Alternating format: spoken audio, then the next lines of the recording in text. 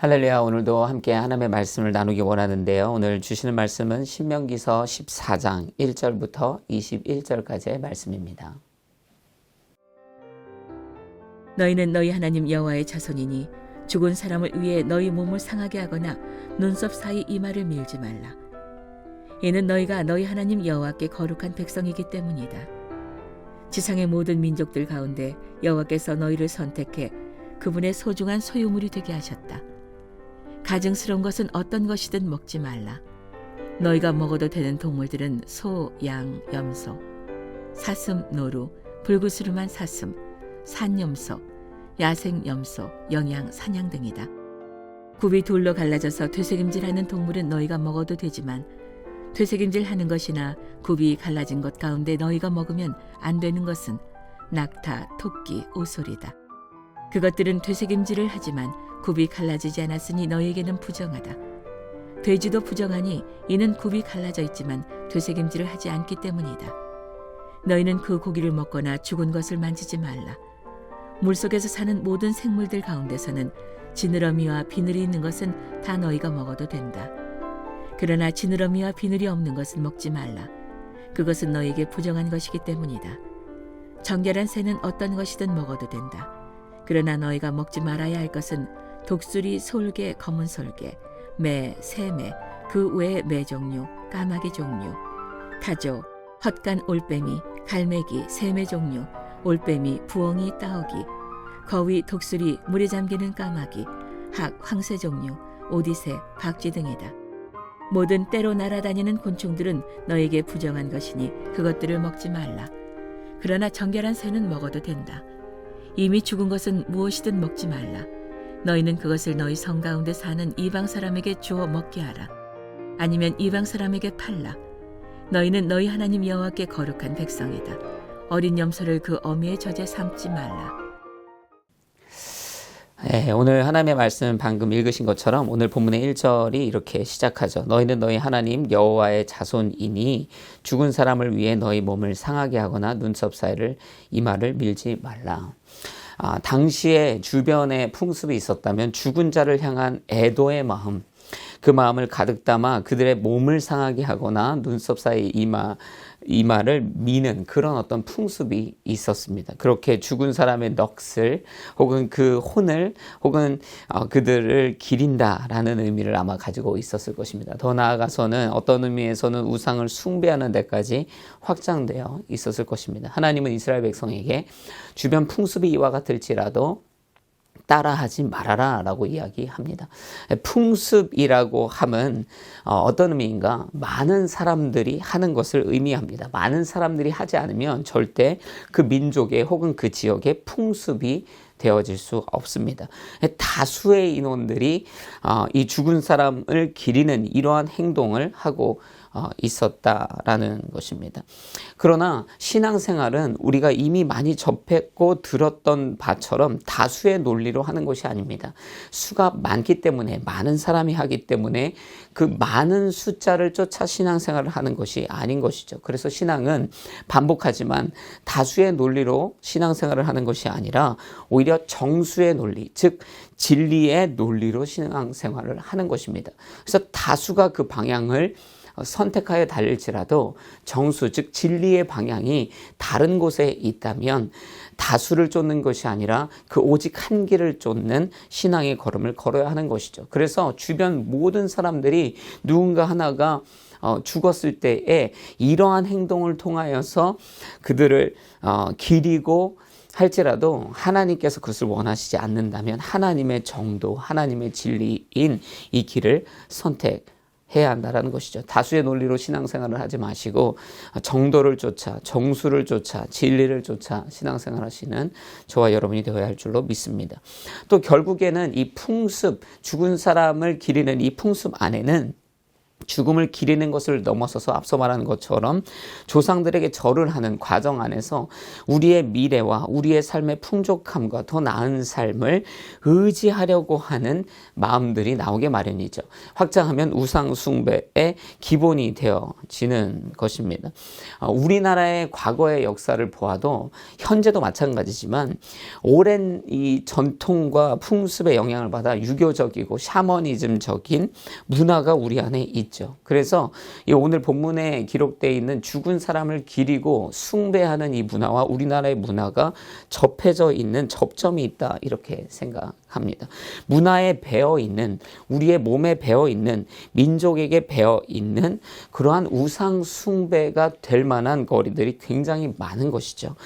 우스운 예로는 미신과 같은 것들이 여전히 기독교인들 상에도 있지 않습니까?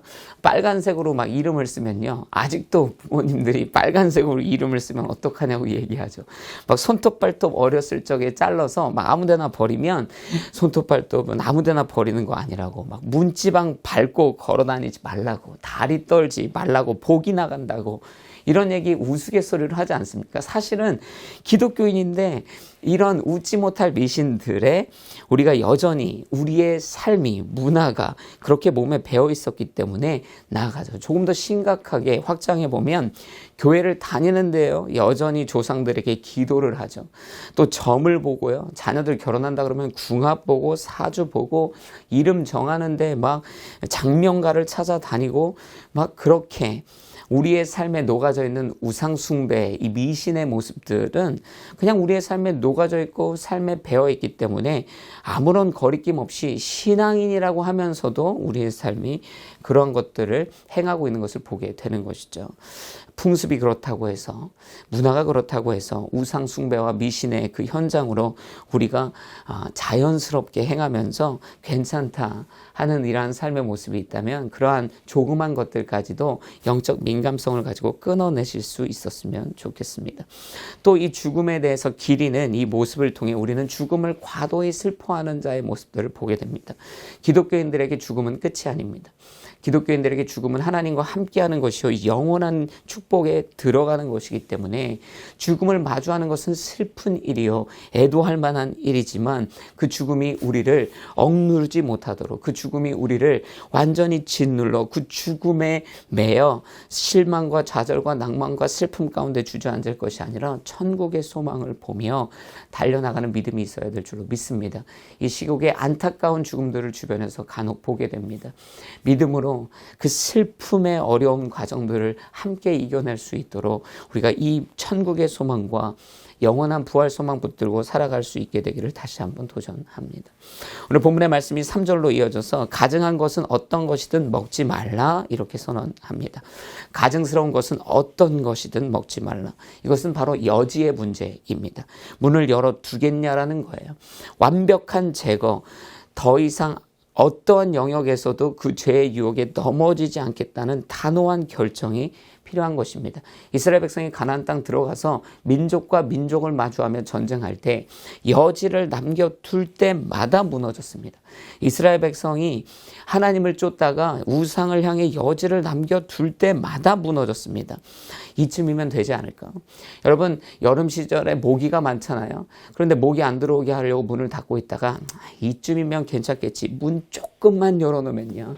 조금 열어놨으니까 모기가 안 들어오는 것이 아닙니다. 그 여지를 통해 결국에 모기가 들어오는 것이죠. 우리가 우리의 삶의 죄의 마음에 자꾸 양보하고 죄의 유혹에 자꾸 양보해서 우리의 인생의 죄를 향한 여지의 문을 열어두는 순간 무너지는 것이죠. 오늘 본문 3절 이하에 계속 음식 얘기하는 것도 그런 맥락 아닐까 싶어요. 음식, 식탐이 얼마나 인간에게 강한 욕망입니까? 절제하지 못하고 먹지 말라는 것, 부정한 것 잠깐만 한번 먹어보면요. 그러면 쓰러지는 거예요. 여러분 돼지고기 한번 먹으면요. 그 맛을 보면 계속 고기 찾게 되는 것입니다. 한 TV 프로그램에서도요. 외국 채식주의자가 동물성 기름이 들어있는 한국 라면을 먹어보고 나서요. 자기 채식주의자인데도 이 육식의 것이 들어있는 이것을 포기하지 못하고 다시 찾아 먹고 다시 찾아 먹는 것을 TV를 통해 본 적이 적이 있습니다. 여러분, 죄에 대한 여지를 두지 말아야 합니다. 죄는 어떤 것이든 가증스러운 건 3절의 말씀처럼 끊어내시는 경건과 거룩이 우리의 삶 가운데 필요할 줄로 믿습니다.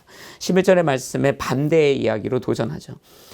반면 정결한 새는 어떤 것이든 먹어도 된다. 아멘. 여러분, 정결한 것이라면 어느 것이든 취해야 합니다. 정결한 것은 우리를 건강하게 할 것이고 우리를 온전하게 할 것입니다. 정결한 것, 하나님이 사랑하는 것, 우리를 망치지 않는 것, 우리의 영혼과 인생을 건강하게 살찌우는 것, 그것은 언제나 선택하여 취해야 합니다. 부정한 것은 죽이고 정결한 것은 언제든 살리면 취하는 것입니다. 인생을 마주할 때 선한 것, 정직한 것, 거룩한 것, 아름다운 것, 온전하고 바르고 의로운 것이라면 무조건 취하는 것입니다. 여러분, 목마른데 여러분 눈앞에 콜라와 또 물이 있다면 무엇을 선택해야 하겠습니까?